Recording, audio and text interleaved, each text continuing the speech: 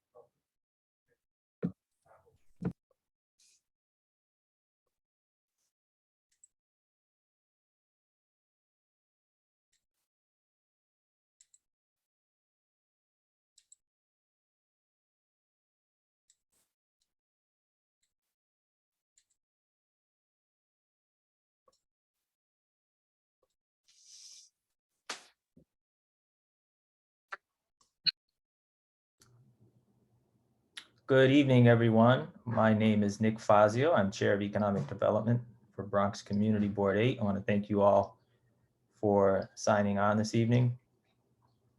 I will call this meeting to order. It is 7:05.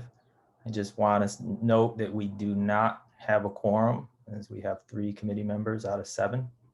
At this time, I know at least 2 are unable to make it.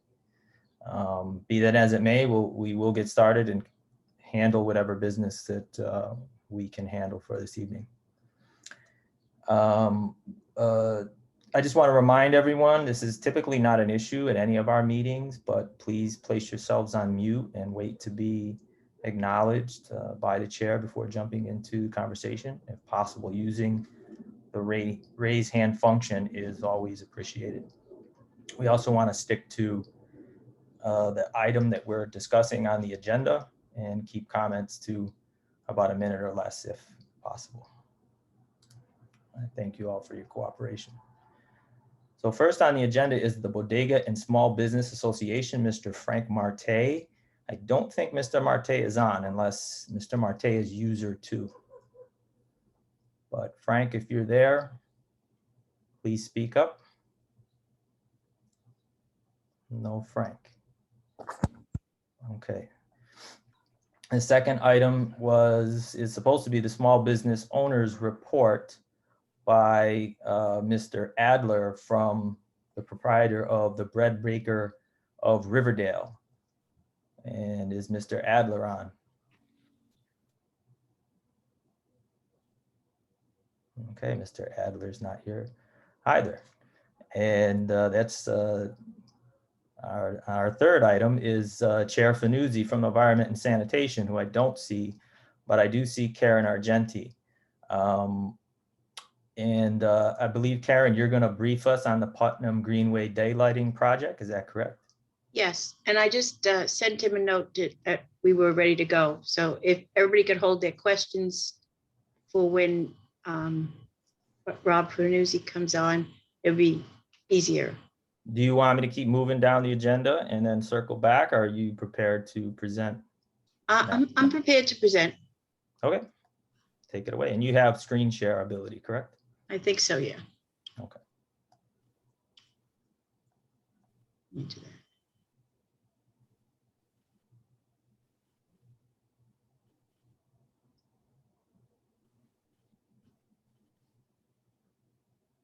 So I added this picture to our presentation. Nick, I'll send it to you later. This is a picture of the amount of work that the CSX had to do along the CSX trail behind the Broadway businesses from Van Cortlandt Park South all the way to 230th Street. And I just found this on the in a newspaper article. So I thought that was kind of interesting. So today I want to talk a little bit about the daylighting of Tibbetts Brook and what it means for the Putnam Greenway. This is like a little one pager that BCQ, I'm a member of the Environment and Sanitation Committee of Community Board 8, a community member, and I'm also on the board of the Bronx Council for Environmental Quality. So we had prepared this one pager to let people kind of figure out what's going on. So here's a picture of Tibbetts Brook. It's a really big watershed. This part here is in Westchester. This is the part that's in Van Cortlandt Park, and then parts of Riverdale and parts of Kingsbridge. And then this red area is the new part that we're going to talk about now. This line is the length of the new Greenway. It's over here too. So this is the red line is the CSX property. It goes from Van Cortlandt Park South. Can you all see this? You want me to make it bigger? I guess you could see it.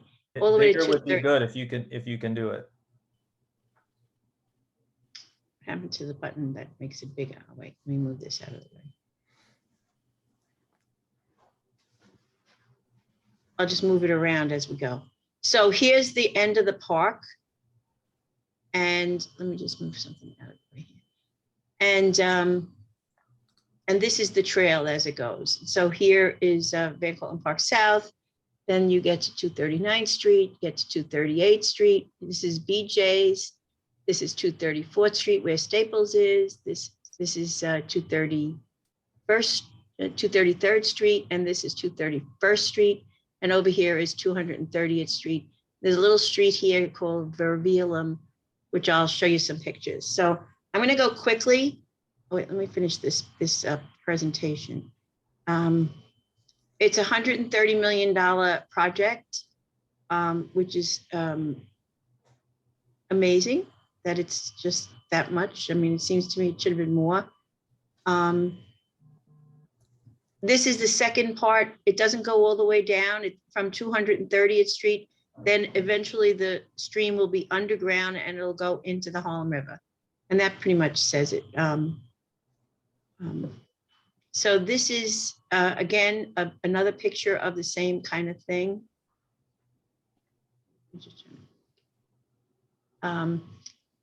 Here's the pathway that comes down off of the lake. I didn't do anything that was in Van Cortlandt Park. I'm just doing the part that's near the economic development areas.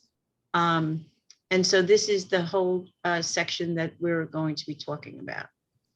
It's going to collect a lot of water out of the sewer that overflows a lot and makes it very hard for the merchants along the Broadway line, many of whom have complained about. I put these big numbers on there so you can ask me questions. So this is the part that goes into the park. There's a bunch of features. We haven't really seen exactly what those features are, but they're going to have some kind of like plazas or seating, and they only did the part that was in the park and close to the end. But I wanted you to see the pictures of the different sites. So this is what theoretically it would look like.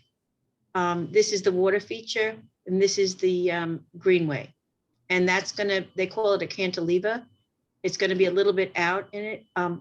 I guess that the property is about 25 to 75 feet wide at different places. And so some of it is not as wide as the others because there has to be a pathway, because getting onto the property, it's lower than the regular area where the stores are. And so we need to put a ramp to make it ADA accessible.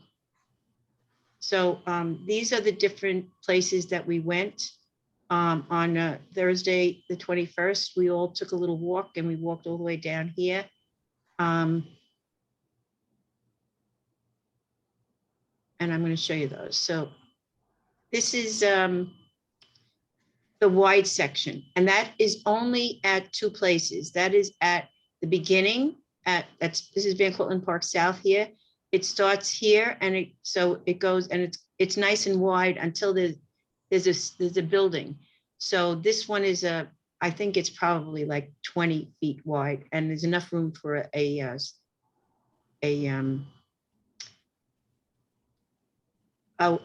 ramp, and that's the shorter one. So that's the two types that they are proposing.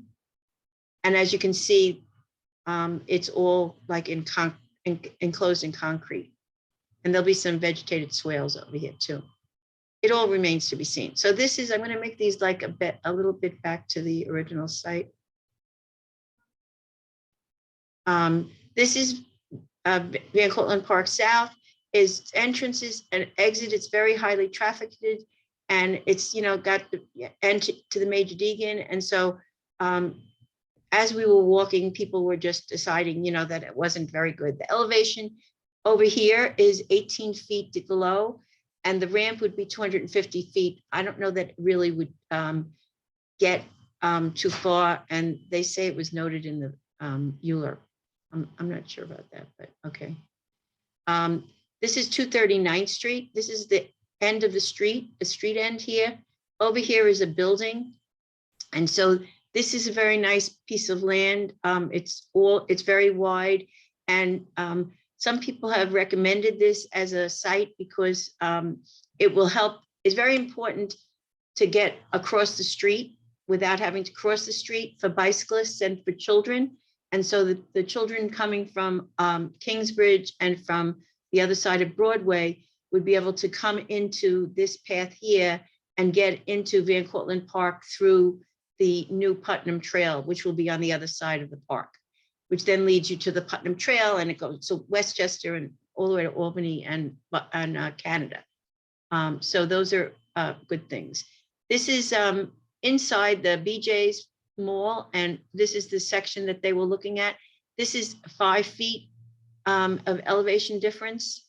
That ramp is 75 feet long, which is a better ramp, but it's a lot of traffic. There's trucks and cars and buses and all kinds of things going on here. And it's privately owned. The 239th Street is a regular thing. This is behind BJ's. See, that's the S from BJ's. And they must do their stuff comes in and out through here. This is a 3 foot elevation difference, which is excellent. Makes the ramp only 40 feet long. And so this is actually probably a good site, but it's privately owned and it's their loading dock. So we don't know if we can use it. This is 234th Street, which is where Staples and Stop and Shop is. So this is the north side of it. And when you look over here, you can see that there's a street there that says Putnam Avenue West. This is got an elevation difference of 16 feet. And then that ramp is going to be 220 feet wide, long. So they also included the other side, the south side of the street, and that ramp, that's 16 feet, and that's still 220 feet long. This is 233rd Street. Everybody liked 233rd Street because it's next to a park and there's a place to do things. It's 17 feet elevation difference, and the ramp is 240 feet. Now it's from 234th Street to 230th Street. The area becomes wider because there's not that much infringement on the original right of way of the railroad. And they sold it out for the others. So the ramp is not so much, and you get back to the bigger development of the stream, of the pathway. So this is 231st Street. That difference is 18 feet. That would be a ramp of 250. And this is a possibility. It's good because you have access from Broadway and Bailey. And this is Reveal Place. That is 4.5 feet elevation difference, and the ramp is going to be 65. And the only problem here is that this is a garage and cars are going to be coming. So we'll have to make sure that if this happens, that people have to walk on the other side or come in on the other side, or maybe some kind of safety thing would have to come in there. I don't know. This is 230th Street, heavily trafficked. It's both two ramps on and off for the Major Deegan. The elevation difference here is 20 feet, which is the biggest one. And it's the ramp length would have to be 270 feet. This one was in the Euler. So that's pretty much it. I don't think I have anything else. That's the end. Let me see what happened to Bob. Do you have any questions? Thank you, Karen, for that presentation. I really appreciate it. We really appreciate it. Very informative. Is there any questions from any of the committee members?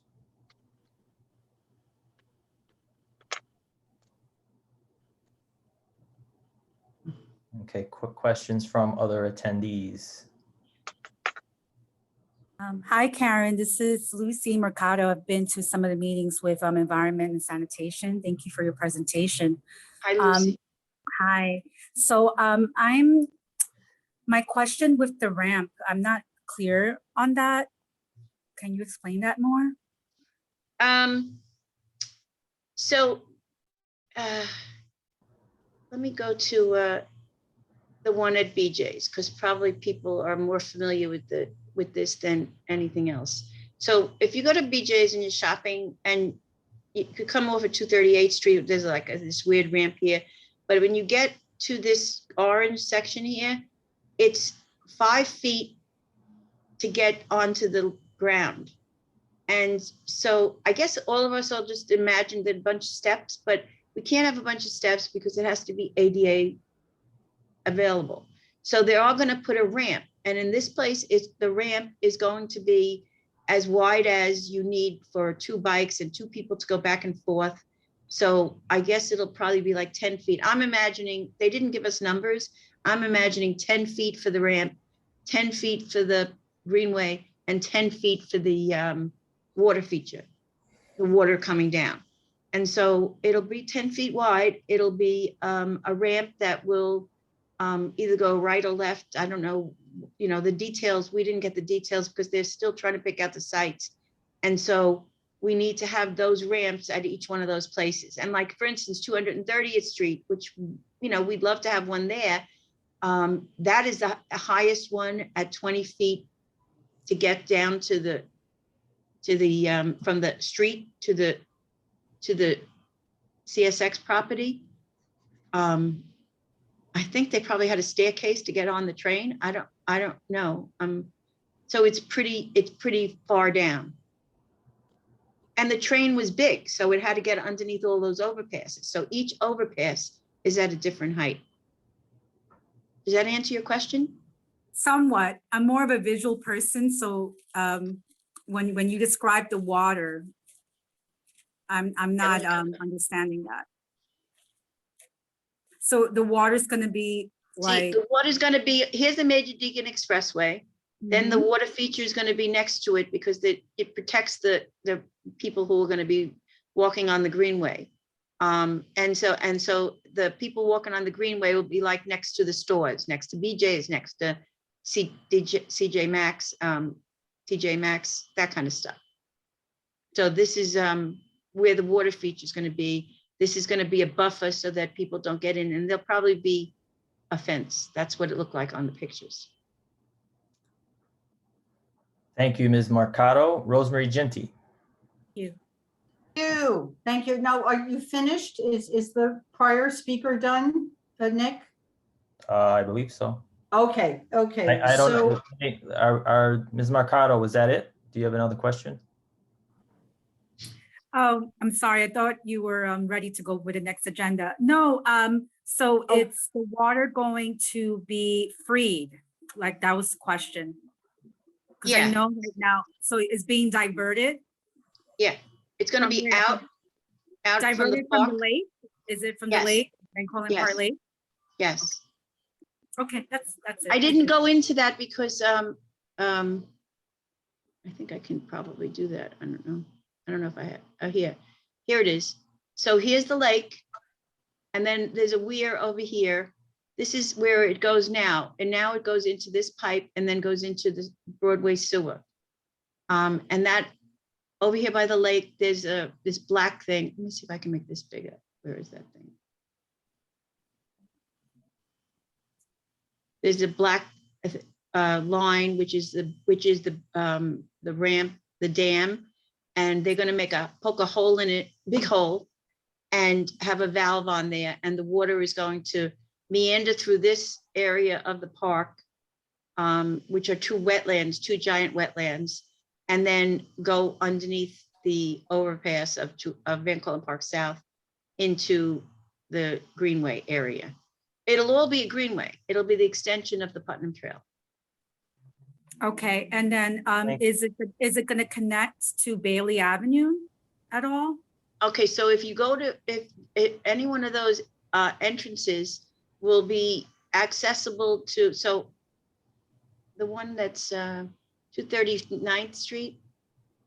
Oh, let me do this. So here, 239th Street, I think is 13. So you could go to 238th Street and you could get to Bailey and Broadway. The one that's in BJ's, it's, you could go to 238th Street, come from 238th Street. It's the same thing. It's like a half a block. One is 239th Street, 238th Street, 237th Street. This one here, which is behind BJ's, doesn't have access, but 234th Street, where there's like 2 or 3 different types, that has where Staples is and Stop and Shop. You could go right from Bailey to that place. And then at the other one, which is probably Vervelim. No, this is 230th. Vervelim is here. That one, you'd have to walk from 230th or from 231st Street. How does it affect? Hey, I'm sorry, Ms. Mercado, we have quite a few hands Okay. up. I'm Is it really all right sorry. if we move I on? just wanted to see if it would affect the park in any way and anything along Bailey Avenue. Okay. Karen, did you wanna respond to that? Hey, How- Nick, this is Bob Fanuzzi. I'm sorry for being late. I'm at an event and I've had to step out for a minute. So Karen and I are members of the Environment Committee, and DEP is making a huge presentation to the community board on May 25th. Okay, so this, I'm sure Karen stressed, is preliminary. What you're seeing here is a itinerary that they're hoping to get finalized proposal to. So right now, this is all up in the air. We don't know how many of these sites that Karen's showing you there are actually going to be part of a preliminary plan that they're going to submit to the Public Design Commission. But there are impacts in the park. South of the park, they have not decided on the connection and the first route into the park. Karen, you talked about 239th, right? Yeah, Yeah, so right now that is the preferred, the one that DPR is saying is the one that will actually be your entrance, and it would be from Broadway going east to 239th. So I don't see, and I think what people have to really look for is, of course, May 25th, come to see what their route is. But that will be the first place south of Van Cortlandt Park. so I don't know At what the her moment. question was. Will it have harm to the park? Impact on the park. The impact on the park, right now, the park is not able to manage a really big storm or even some storms that are not even that big. I don't know if somebody has to mute. Somebody please mute. Yeah, I'm sorry, I'm at an event that I Oh, should be. okay. Yes, Yeah. so this will stop all of the flooding that's in the park. They're going to be doing work along the lake, and I didn't think that we were gonna have to talk about that. But we will talk about that like on the 25th. Yeah, that's so a parks. It's a mitigation project. Yeah, it's a Yeah. parks. And it's gonna be, very helpful. And it will also be helpful because all of that water is going right now down the Broadway sewer, and everything is overflowing because it's just at way over capacity. And so we're gonna take water out of that pipe. We're gonna take other pieces of water along this stream. Like if you would have seen the pictures from Ida, after the flood took off, it went right over the dam, which is right up. One day we'll go there for a walk and I'll show you. And it went right over the dam and knocked a bench that was attached to the, with metal bars, and it threw it off and ripped it to pieces. It was very, very severe. And then it flooded the Major Deegan. It went like to the Putnam Trail and then overflowed to the Major Deegan. And so it's going to stop some of that, not everything, but some of it.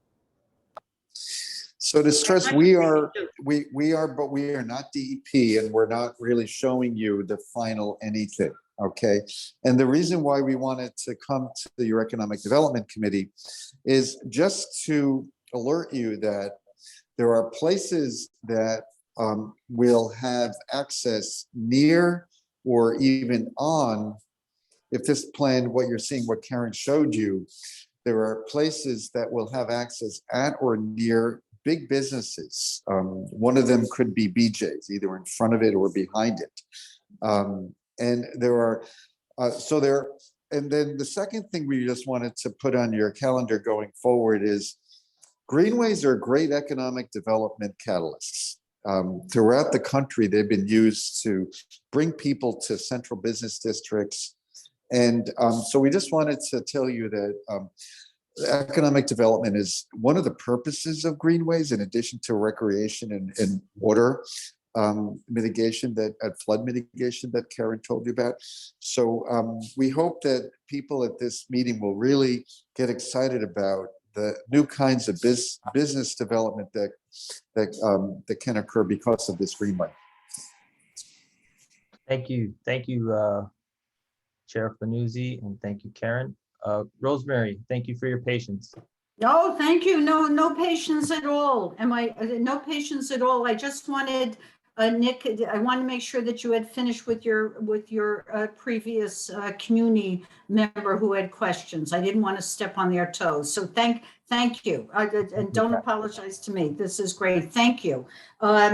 This is also good to have this on your committee. I would have hoped that we would have had a government agency presenting this. It seems quite not unfair, welcome, but unfair to have community board people presenting the government's plan to us. But be that as it may, there you go. And again, because the government is not in front of us at this moment, there are many questions I have to ask that I'm not going to ask because it would be unfair to ask BCEQ and the chair of ENS to respond to them. It's not their job to respond to these questions. But let me just do two basic questions, and maybe it would be okay to request your speakers to respond. The original ULURP for this had a path to be acquired. It had a dimension all the way from the park to 230th Street. Whatever that dimension is in width and length, I would like to know how much of that dimension that was to be acquired for recreation is now left for recreation. Okay? That's a beautiful question. Thank you. Rosemary. Let me just finish, let me finish my second one and then. We all had that uh, same question and we love that question, yes. Good. Go Well, God knows I love it because I asked it.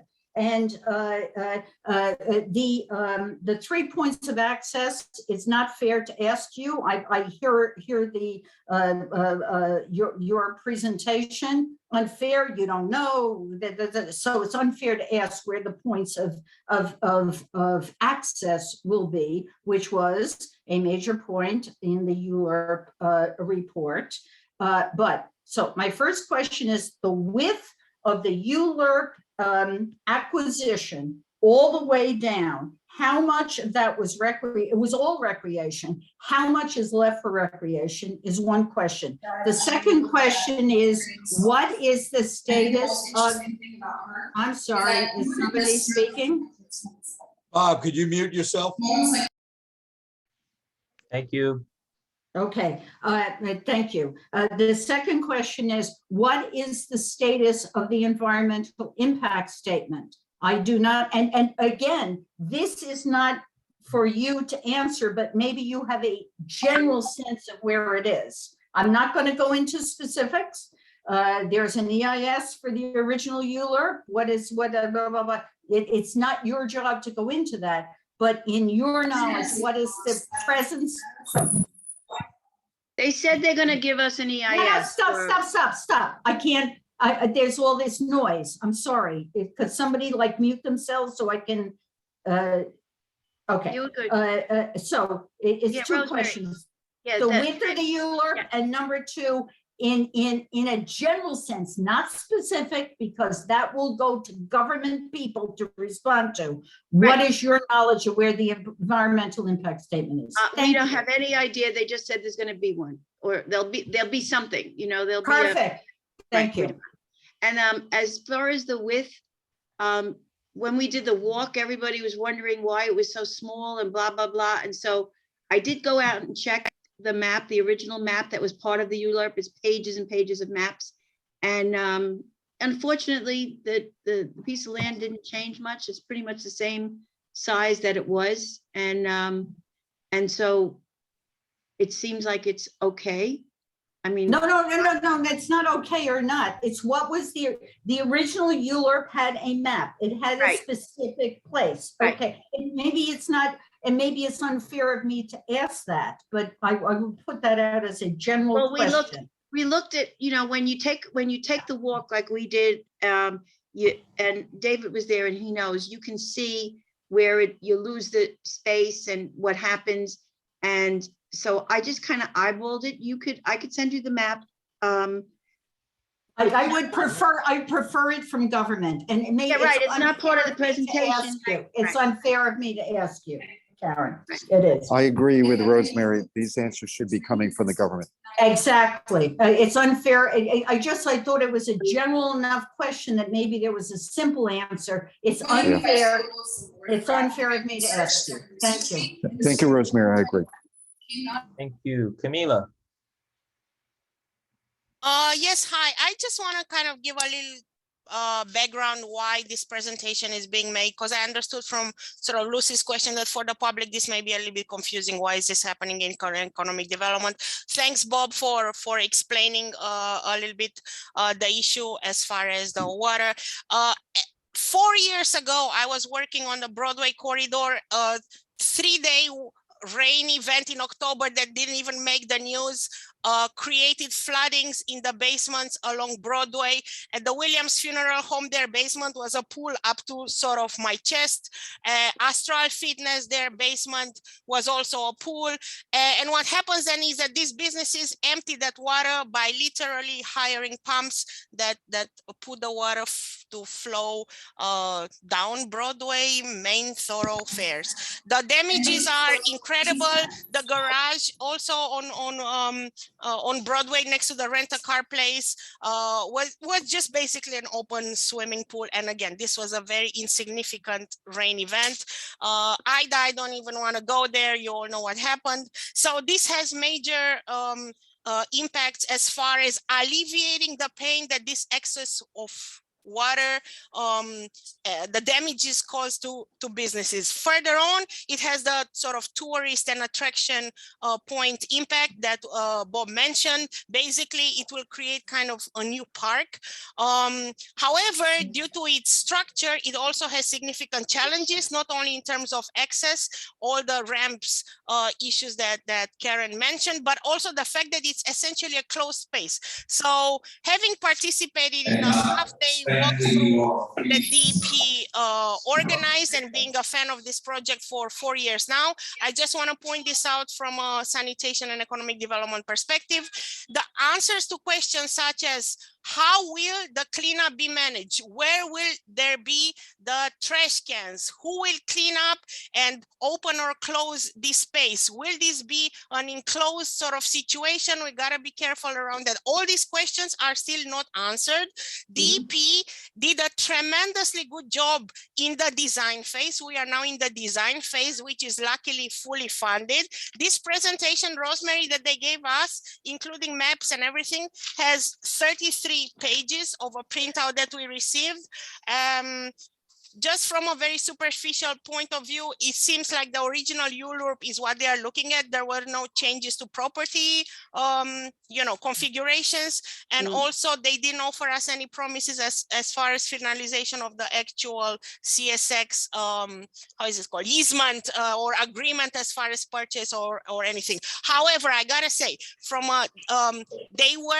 the level of details, even for a preliminary but full overview design phase, the details that they considered and they were able to give us were fairly precise. So I think this project is very successfully moving forward. We got to keep our eyes on couple of things that are clearly sensitive points. And also just for the general public, we should start, including on the website for both environmental sanitation and economic development, put the link to the official DEP project website, also encouraging everyone who is truly interested in it to join the TBETS advisory group. They will organize future presentations. Bob mentioned they will come in full board. So again, this is economic development. I suggest we move on with the agenda, but for everybody, there is a ton of information out there. Thank you.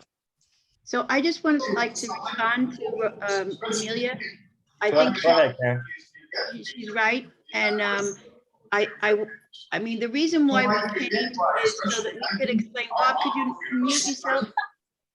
The reason why we came is to give a quick preview of what's going on, because we think that the commercial areas and the business people need to know about this. And we figured if we helped you understand what the project was about, some of us have been doing this for a long time, that we could make the connection with the commercial community. And so that's really critical because we're going to be in their space.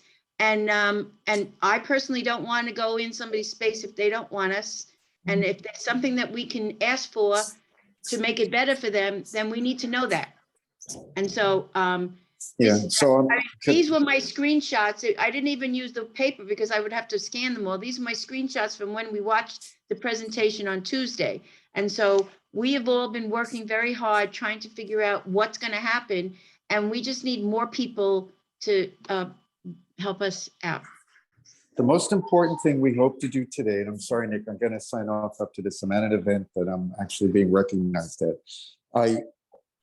We wanted to tell as many people as possible about daylighting and the Greenway, because there is a community board meeting on May 25th, at which there will be a presentation of the Greenway and daylighting project south of Van Park and south. So this has a huge economic impact on our community, and we need you to know. We also hope to get as many questions out from community board members and community members in advance to bring to the community board. I've already heard and noted about 3 or 4 of them, huge ones, and everything I've heard is so valuable. So Nick, if you, we will speak after about making sure that all the comments and questions that we hear tonight will get forwarded in advance to DEP and DPR so they know what we're thinking about. So with that, I'm really gonna have to leave. Nick, I apologize. I expected a little bit later down the line in the meeting tonight.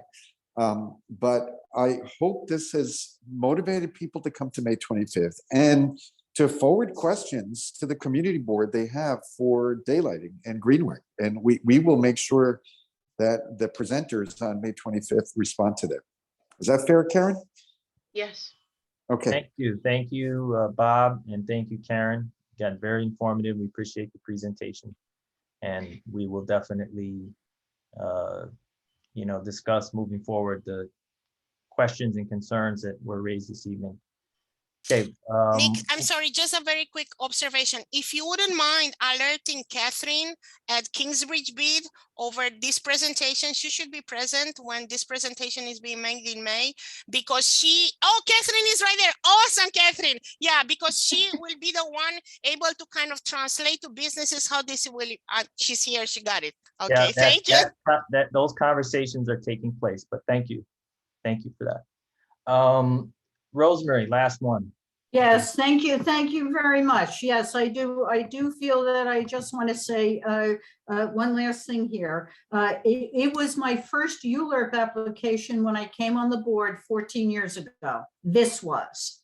And I remember the excitement of the Economic Development Committee of this going down Broadway, and there being 3 entry points from Broadway into this wonderful space. Okay, it was the excitement was incredible. So yes, that it comes to your committee is great. Unfortunately, we don't have the government to present to us what the facts are. Okay, we don't know the specifics. We do not know Mr.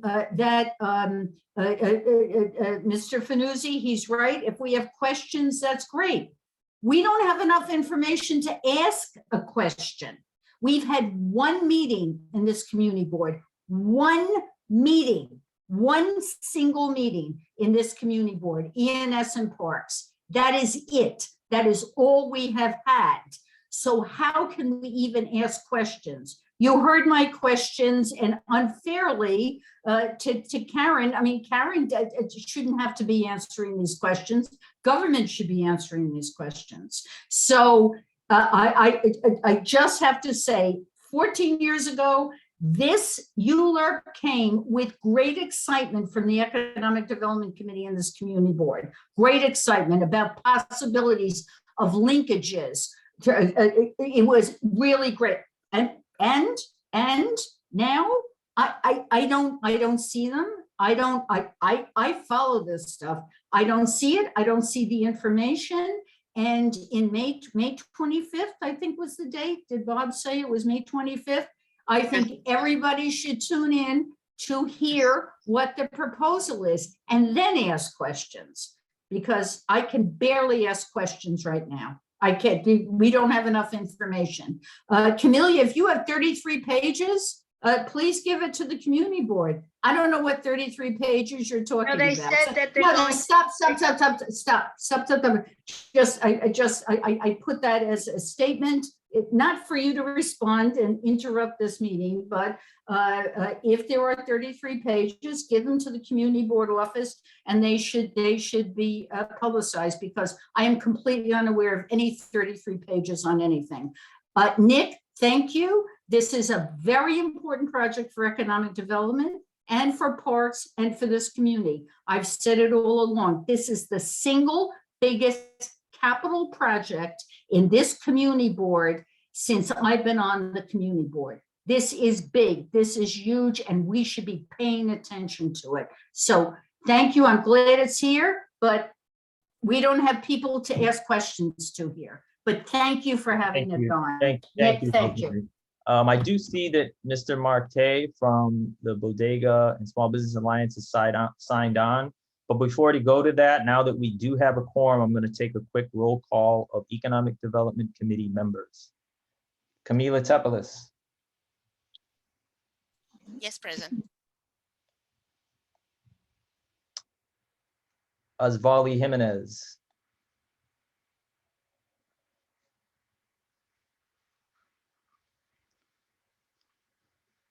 Okay, I see Osvaldi, but I don't hear him. Constance Barnes Here. and Nick Fazio, I am here.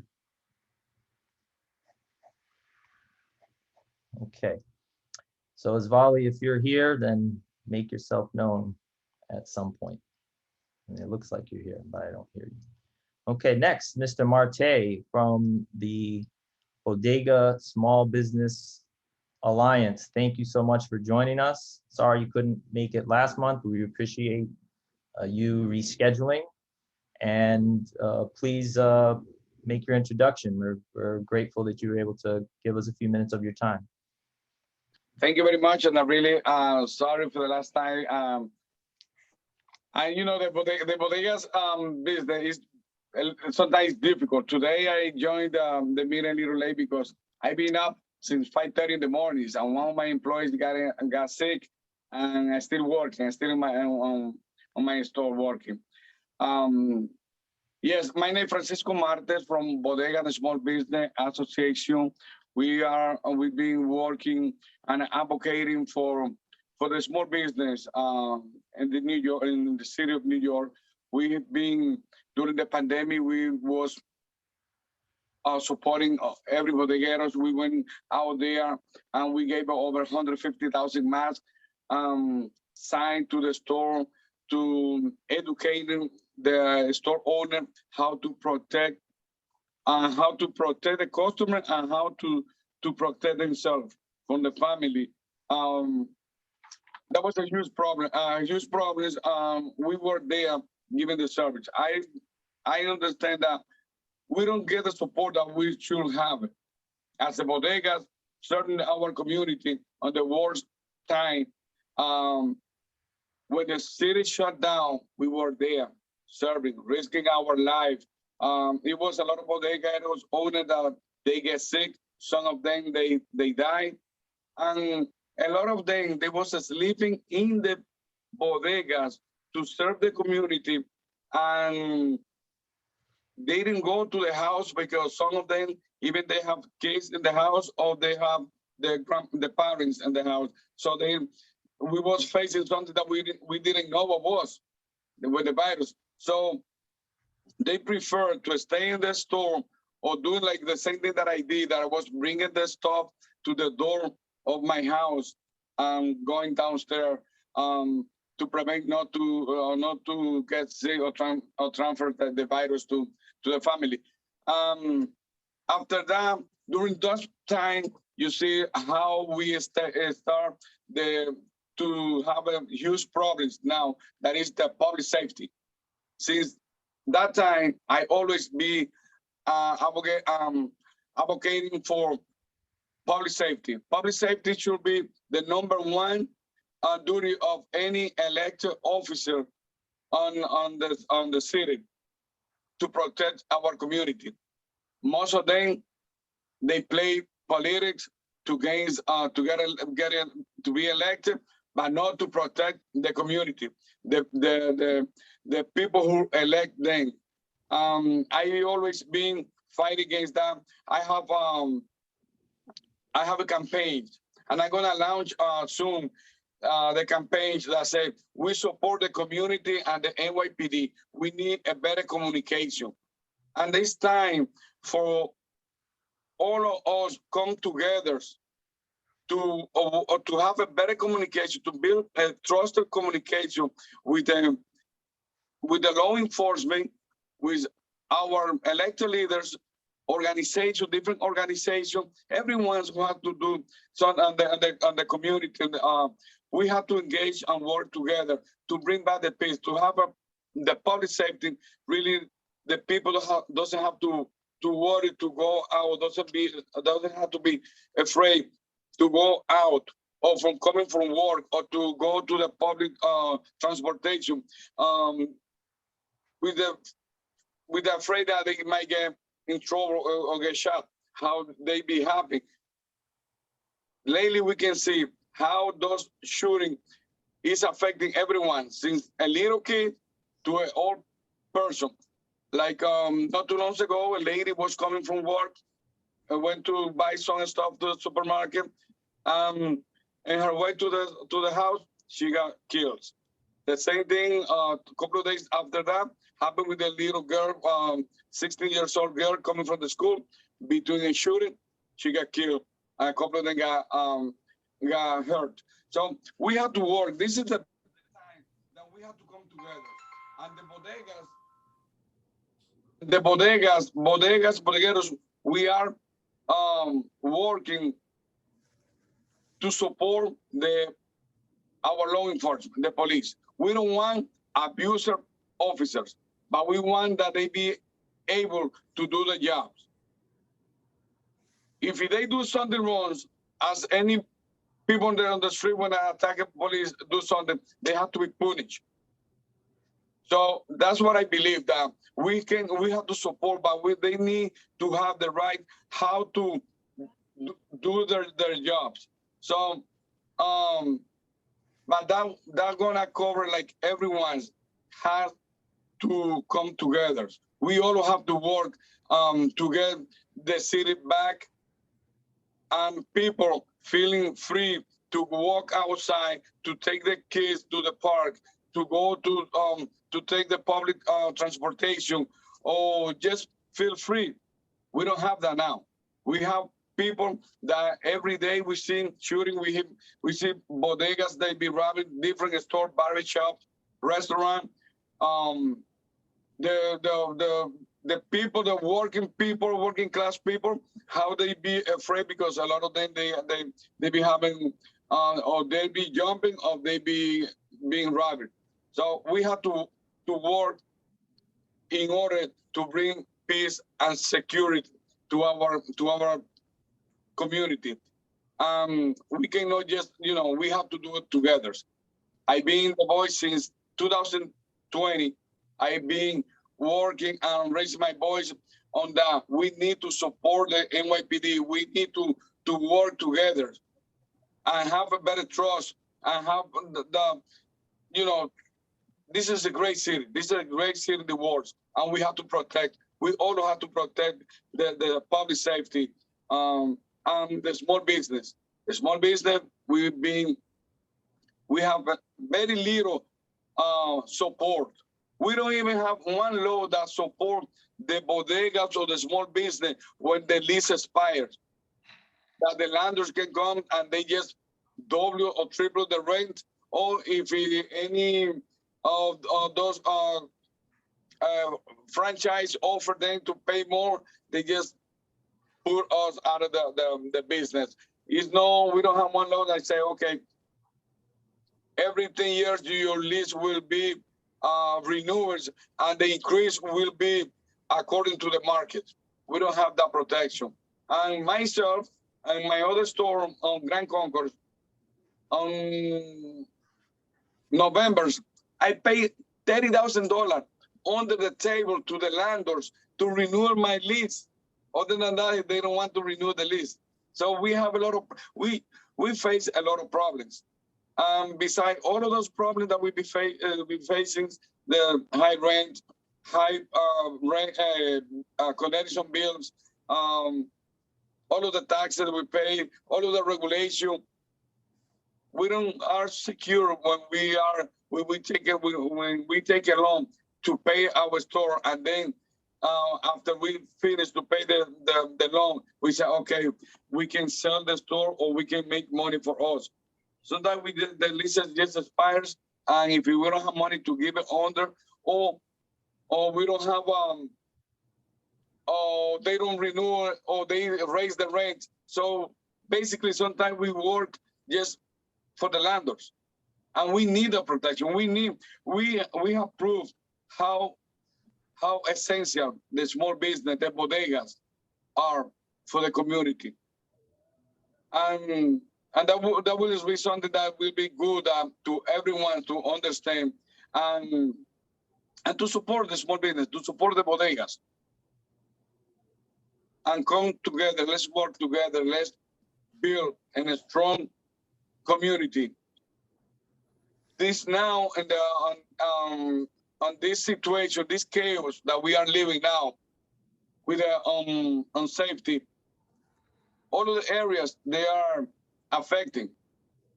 And it's not fair, you know, like when some of our political peoples, they asking for the funding, but they are leaving. They are Sorry, leaving. capable person. Bruce, time to take a question. All right, Of course, somebody please yeah. mute. Bruce Feld, can you Can unmute somebody please yourself? mute?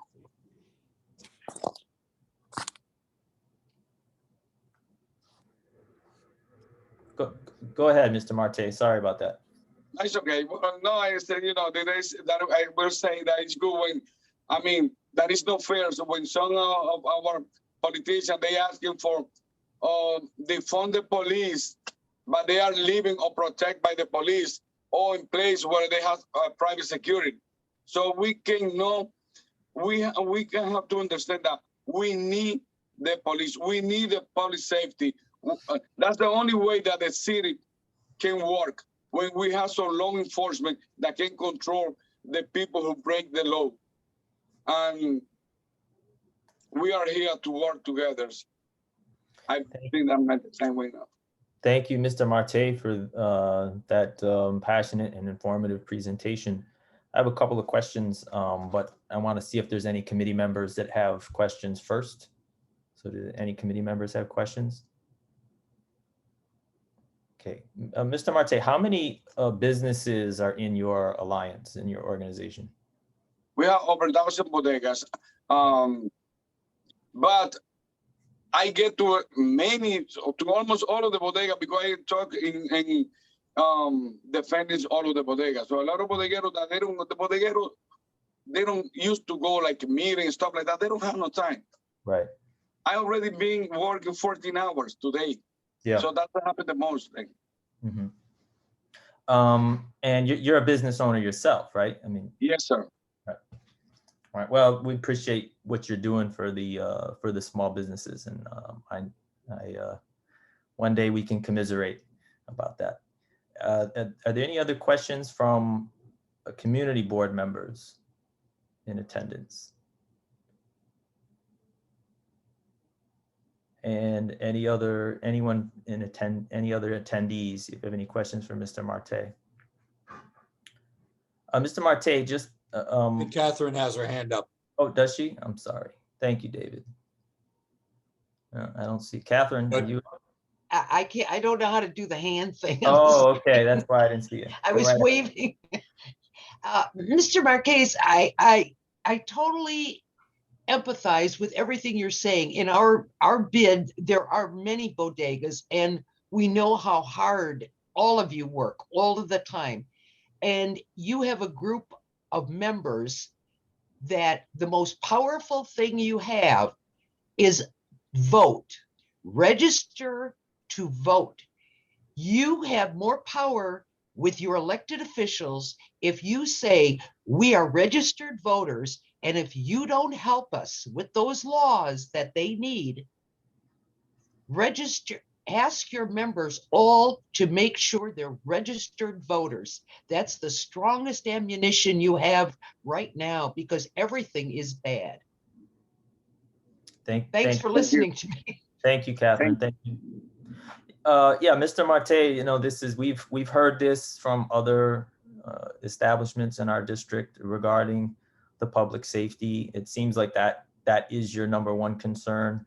I was just wondering if you have other issues that the consensus of your alliance is dealing with, such as, you know, finding workers, or is it, are you having issues with a sort of pricing and getting supplies? We've heard a lot of stuff about the supply chain. You definitely mentioned the issues with the commercial leases, which again, it seems to be pretty typical. But are there any other issues that you feel like your alliance is facing, the bodegas are facing? Yes.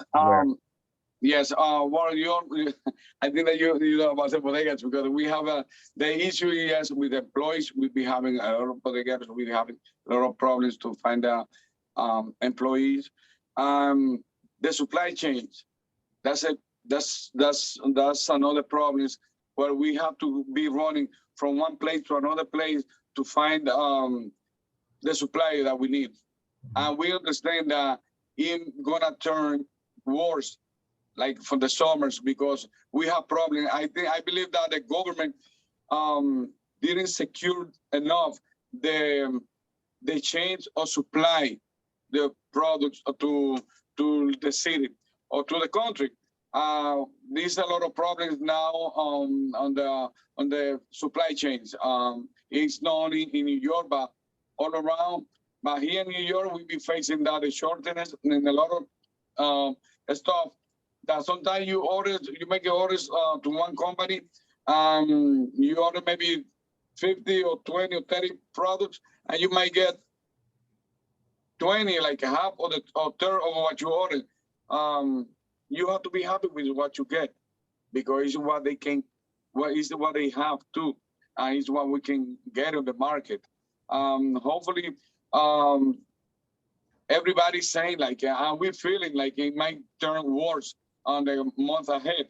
Hopefully, no, but that's the first that it might gonna turn, and that will keep affecting. And the price, you know, the price they be increasing tremendous. Every day every time that you go to shopping, you need to change price. You need to change price because every day the price are higher. So that's a problem. And sometimes we don't transfer all of that to the customer because we know that is too much. So what happened there is that we decrease our benefit to have a better price for our community. And that is affecting already. So that we're feeling that, and the community as well is feeling that that they don't have enough to buy what they need because the price be increasing every day, and some of them pricing going like 10%, 20% higher. So that is affecting our community and affecting us as a business because our benefits, they did decrease. And you mentioned the pandemic and some of the challenges with that.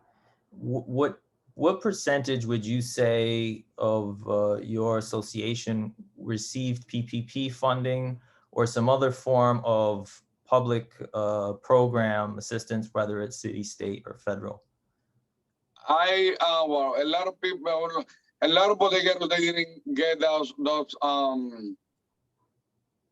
funds because first, bodegueros, nowadays, it was like election because now it's like how to work more organized.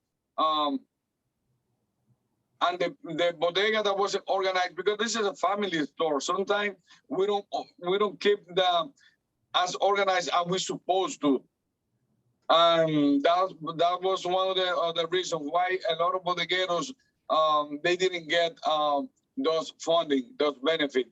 I believe there were over 40% of bodegueros they didn't receive funding, and that's why we are in a struggle. And I can tell you that over 70 to 80% of the small business owner bodegas, special bodegas, they are behind in rent and in Connecticut.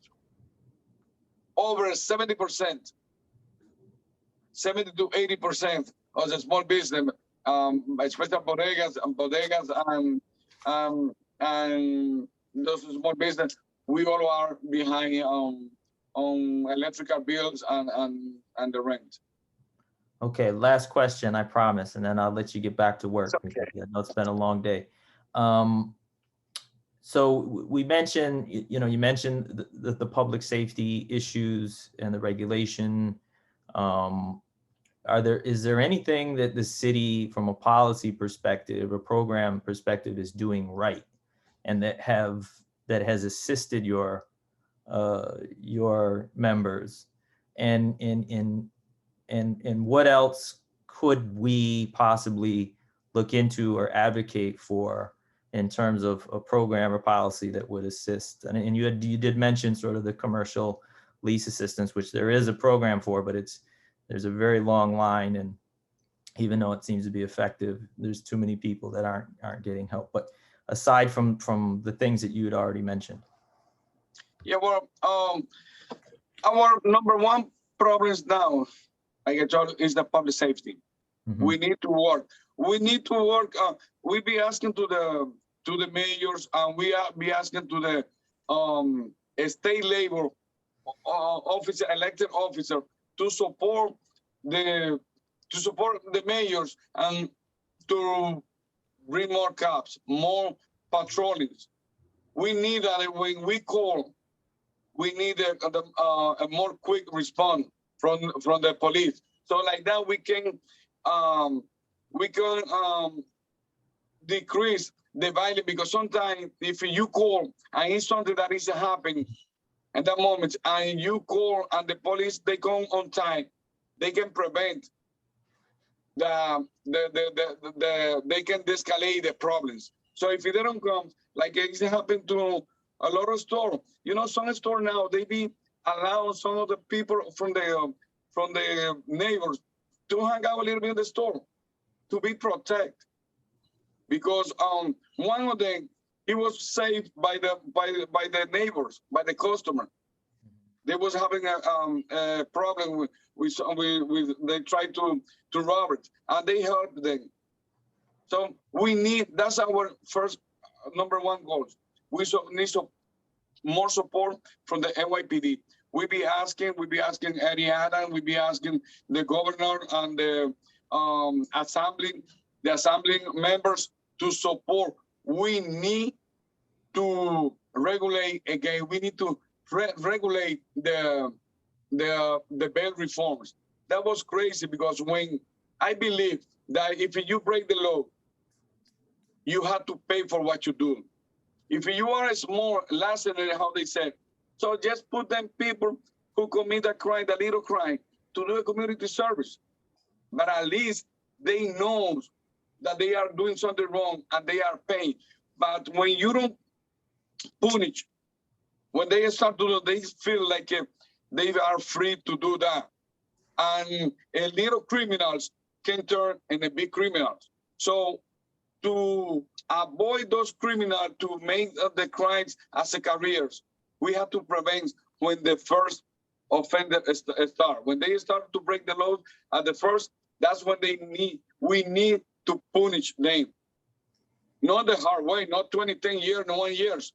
Let's send them to do something to clean the park, to do something. So like that, they feel the punish. And I believe that we have to do that. We cannot wait until one guy have 20, 30, or 40, or 50 arrested before paying nothing, and then go and kill a person. So what we gotta wait? Or we gotta do it like I said when they killed the lady, the girls down on the Dunkin' Donuts. We gotta name those crimes after the DA, because if the DA doesn't want to prosecute a criminal. So if that guy commit a crime, we should name that crime in his honor. So like that, they understand that we elect you to protect our city and to punish the people who break the laws. We don't want to abuse. We don't want to give crazy sentences according for what they do. We be having a lot of problem with shoplifting. That's a big problem, especially for the supermarket. That's a big problem, is that they have to hire more people just to have that as a security. We don't have money to pay a security guy. We be having those problems, but they don't care. The people come, they shoplifting here or there, and they know that they just coming out. They be arrested and they come out from the prison. They let it go, or the next day the DA they let it go. So what does that mean? That means it's like it's no problems. You can go do whatever you want. You get arrested, you get free the next day, and you don't have to pay a bail. Come on. Mr. Marte, again, I appreciate you coming on and sharing your thoughts with us and your concerns. And unless there's any questions, we'll let you get back to work. And again, we really appreciate it. Thank you for joining us here at the Economic Development Committee at Bronx Community Board 8. Thank you very much for inviting me. I'm here to work in any, you need me, you can count on me. Okay, and I will, just reciprocate if there's, any resources that your members need. We're happy to connect you with city agencies or community partners, particularly for those bodegas within our district. So thank you very much for your time. Thank you. Thank you. Okay, next item on the agenda is the finalization of budget items. And I'm going to try to share my screen. Give me one moment. Bear with me here, please.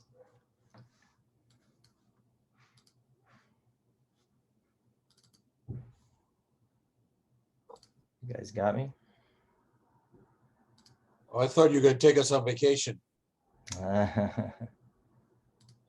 There we go.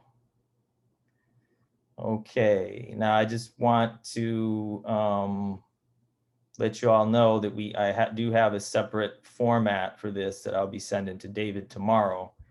And basically, as I recall, and I'm going to open this up to discussion to committee members at this time, we had discussed these first two expense items, right? And that everyone was in agreement with those expense items. The one item that was in question was the capital, which was the tree pit guards. I spoke with Ramdat, chair of Parks Committee, yesterday, and he indicated that apparently the tree pit guards are not something that Parks funds, that it has to be done through some other form of funding, through discretionary by the city council member, and his committee suggested that we write a joint letter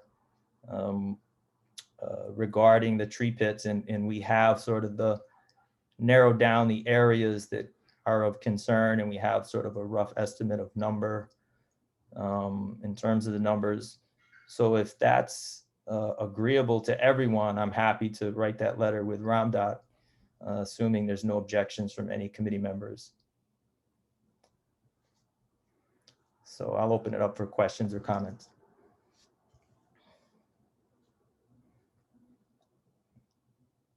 Camila.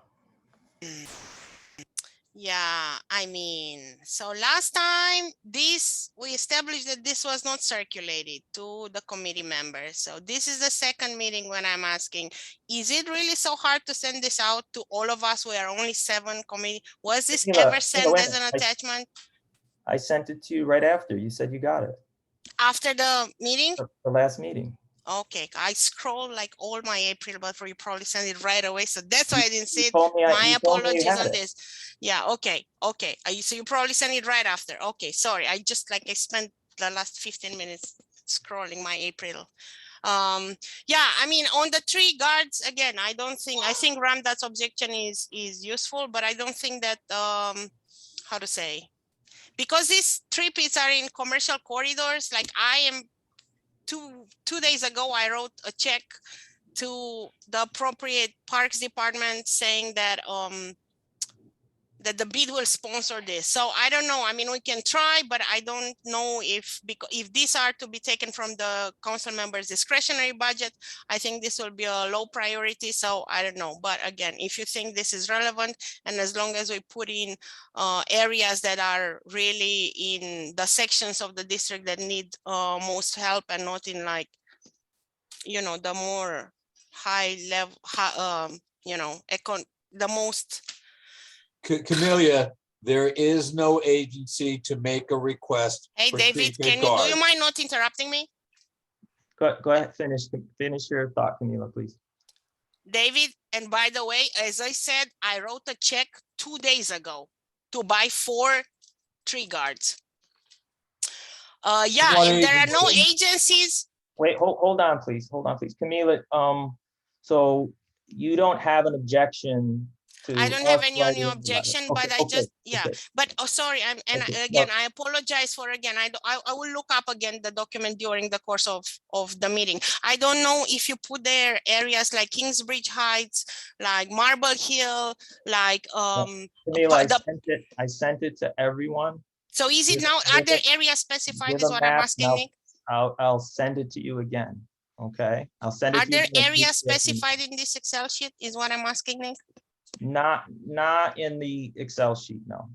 But if Okay, you- so you what, send that's me- all, the only point I'm having on this. Let's put areas there. Kingsbridge Heights, Right. Marble Hill, the poorer areas in CBA. Camila, That's my Camila, only point on this.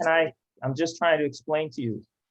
That was all in the research that the committee commission need to do that I shared with everyone on the committee. All the things that you're discussing right now, and I'll send it to you again. And when we draft a letter, we'll make sure that we include those areas, and I'll discuss that letter with the committee before it's sent out. so Right. that those All areas- I'm saying is for those areas to be captured in this Excel sheet, you will feed into David's big Excel It's not sheet. going into the budget items. Camila. But It's where just- is it going then? We're gonna write a letter, a separate letter, aside from the budget items with the Parks Department for requests for these funding. So this is It's not not gonna going be- into the budget request? Not going into the budget. That was. Okay, but then why are we discussing it here? Just Well- as an advocacy item. Camila, I started off the conversation by indicating that it was discussed that this was not a budget item, that it was determined that there was no agency for this to go to. So as aside from the budget item, as long as there's no objections to writing a letter with Parks to our city council member and to any other possible discretionary agency that could fund this, that we would write that letter, as long Okay, as. sure. there's no- Yeah, then yeah, no objection on That was- my that was end. the It's just whole- advocacy. Okay. I just, yeah, I will look at the actual budget request then that we make. The only two budget, to reiterate again, the only two budget items we're looking at are the first two here under initial expense budget requests. Okay, and these were ones that we agreed upon at the last meeting. All right, and I'm just confirming that with everyone so that I can send these to David tomorrow. All right, so if there's any other issues with this from committee members, please raise it now. Otherwise, I will put this on the form and send it to David. Okay. Okay, so I do see a hand up from a user 2. I'm going to stop sharing my screen. Go ahead, user 2. Yes, it's just Marie Claude, just a Hi, Marie. hi, How are you? a resident of Bailey Avenue. Well, asking Camelia to whom did she send a check, and it really would be great to have funds for tree guards, because the trees have a really hard time, the young trees, without protection and without really a care. So I truly Yes. support anything to help with tree guards. Yes, Marie, yeah, sure, sorry. No, Are go you- ahead. Where? Yes, Marie, Go Oh, ahead. simple. Camila, you can respond. Thank you. Marie, first of all, it's lovely always to hear your accent. I didn't recognize you after user 2. Marie, make a very simple Google search, tree guards NYC, and it will take you to nycgovparks.org, a site under the New York City parks. It tells you tree guards, it tells you the models of tree guards, it tells you how to get a guard. And let me read just now bullet point number 1. In some communities, local elected officials are able to provide tree guards around newly planted trees. Please contact your local elected official to see if they fund or if they will consider sponsoring tree guards for your neighborhood. Marie, I'm also the executive director of a business improvement district like Catherine is in Kingsbridge. So I have my own budget for beautification, so I'm able to sponsor that in a particular commercial corridor. But again, anyone can find this information. You write a check to New York. You can donate. It's called the New York Tree Time, and they do the installation also in 5 to 6 weeks. You simply send them a check with the address where you want, you fill a form, and if they get the check, they come and they will put it there. From one day to another, you will see a tree guard. They are not cheap. They started at $1,000 each. So this is why it's such an important item, and it's very hard to get if you don't have, quiet, mommy, if you don't have the money. Thank you, Camille. Thank you so much. Thank you. Thank you, thank you. Okay, so David, you'll have those tomorrow, and we'll move on to Chair's report. Thank you very much, Nick. I appreciate your expediting the budget discussion. You're welcome. As most of you probably know, I'll be moving on to Chair's report. As I mentioned, as most of you know, Drinks to Go is back at least for the next 3 years. And this was one policy issue that was raised during our small business owners report back in the fall by Seth Kaplan from, the name of his establishment escapes me right now. But anyway, somebody remind me of Seth's business. I can't remember. Is it Bronx? I want to say Bronx Ale House, but it's not Bronx Ale House.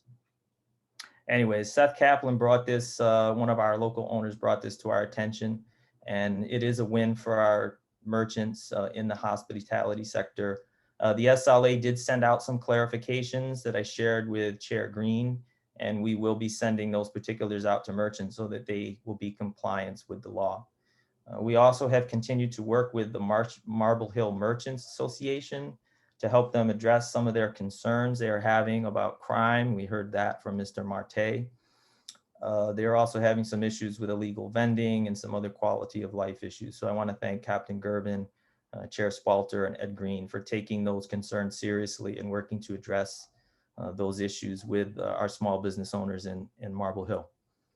KRVC has a small business printing promo grant that went out. The deadline is June 30th. So any small businesses that want to help with flyers or things to that nature for advertising, their KRVC is offering that assistance. There is an indication that we have made some progress on getting the storefronts on Bailey Avenue near 238th Street open again. We have been engaged with SBS, DOB, Assemblymember Dinowitz's office, and the landlord. Fingers crossed at this point, but we're hoping to at least get them in within the next couple of months.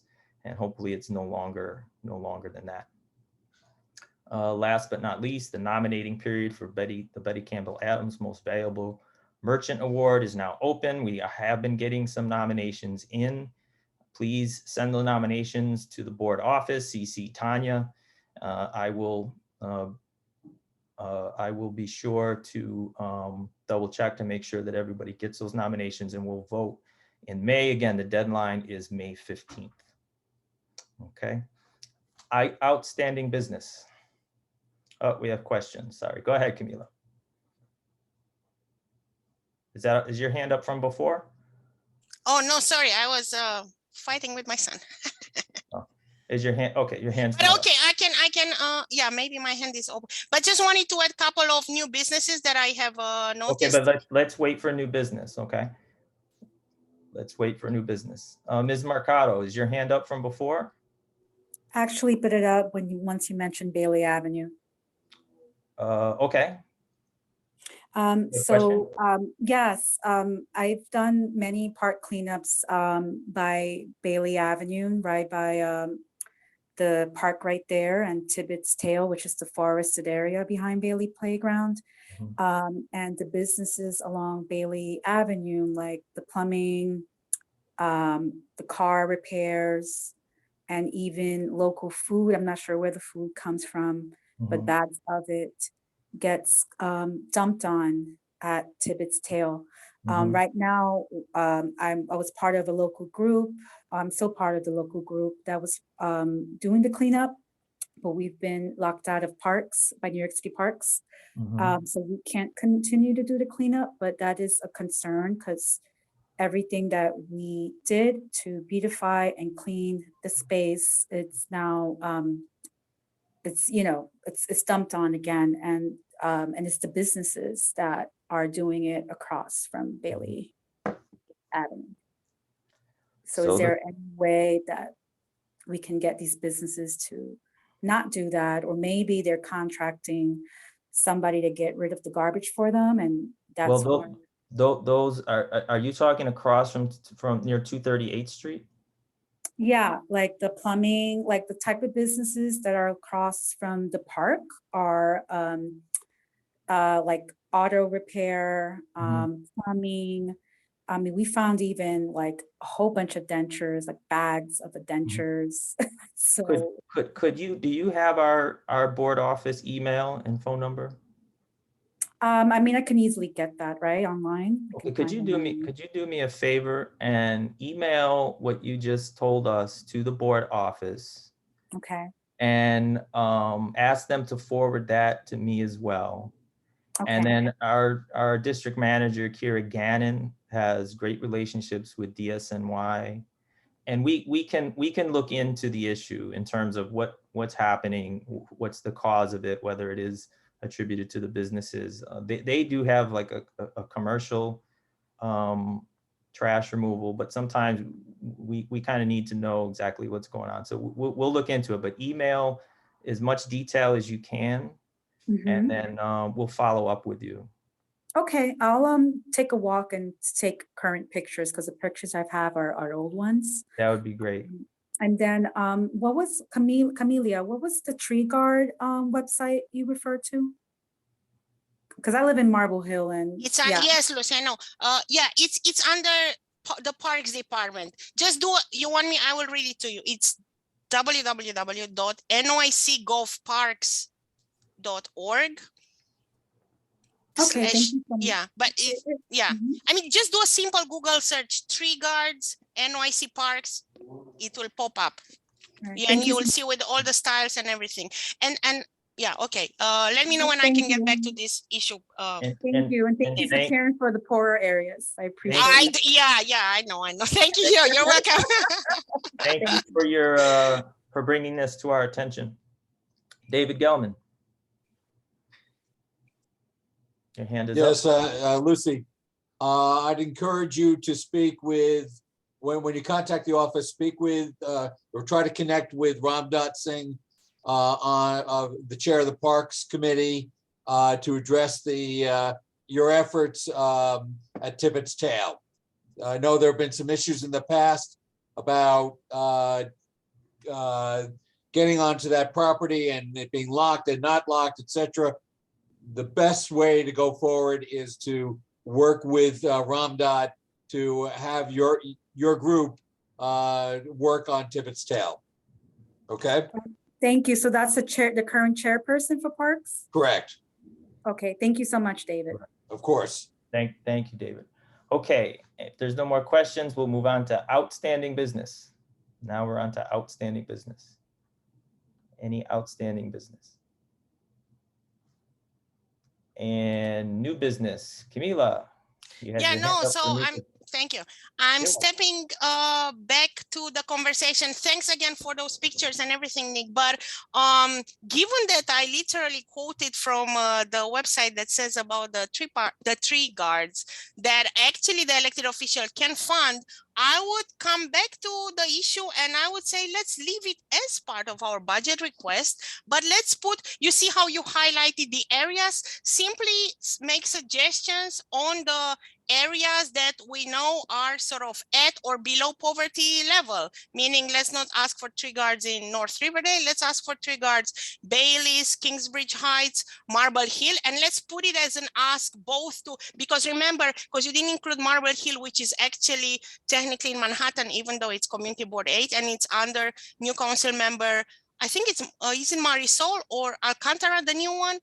Anyways, that replaced Danis Rodriguez, and also to our council member to Eric Dinowitz for the other part. So I would advocate to put it right back under the budget request, whether we get something or not. It's flagged as a need, and it is significant to improve our commercial corridors and just the overall environment.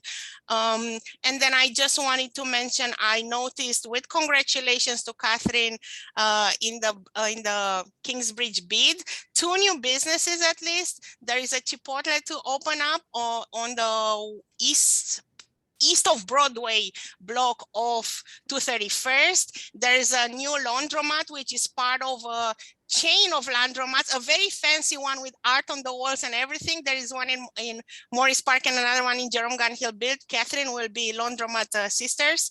And there is a new business. Yeah, there is a new business that just opened on Mosholu, Emiliano's, an Italian kind of gourmet place. And there's a new bakery opened in North Riverdale. I forget now their names, but all this to say, again, all the vacancies that Yes. our area experienced slowly are filling up.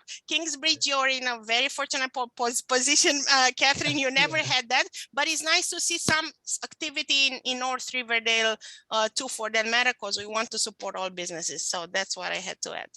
Is there any Thanks. other new business? Any other new business?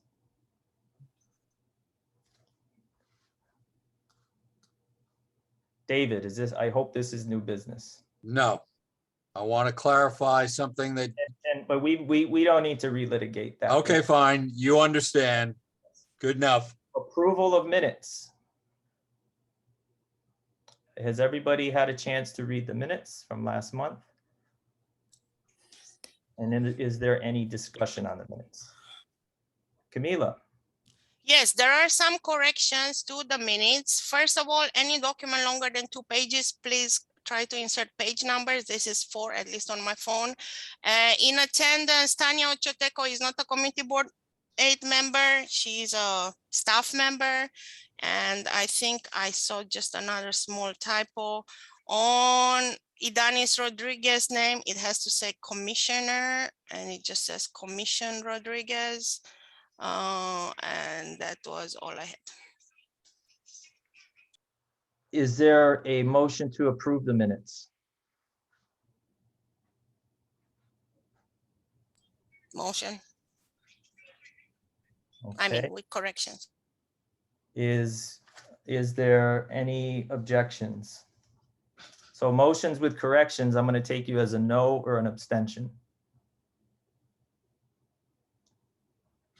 Any other objections? Okay, minutes are approved. Is there a motion to adjourn? Motion. Is there a second?